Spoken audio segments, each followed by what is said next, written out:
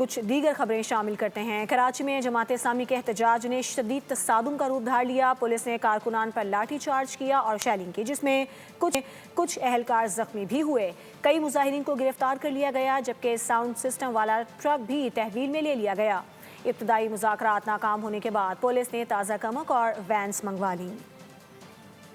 کراچی ایک بار پھر سیاسی ہنگامے کی لپیٹ میں آ گیا۔ جماعت اسلامی کے کراچی کو حق دو احتجاج نے تصادم کی شکل اختیار کر لی۔ سندھ اسمبلی کے باہر احتجاج کے دوران پولیس کا جماعت اسلامی کے کارکنوں پر دھاوا، شیلنگ، لاٹھی چارج۔ تصادم میں متعدد پولیس اہلکار بھی زخمی ہوئے۔ کئی کارکنان کو گرفتار کر لیا گیا۔ چند ہی لمحوں میں علاقہ عملی طور پر میدان جنگ بن گیا۔ احتجاج کے لیے لایا گیا ساؤنڈ سسٹم والا ٹرک بھی پولیس نے تحویل میں لے کر تھانے منتقل کر دیا۔ مظاہرین اور انتظامیہ کے درمیان ابتدائی مذاکرات ناکام ہونے کے بعد حالات مزید کشیدہ ہو گئے۔ پولیس نے قیدیوں کی مزید وینز بھی طلب کر لی۔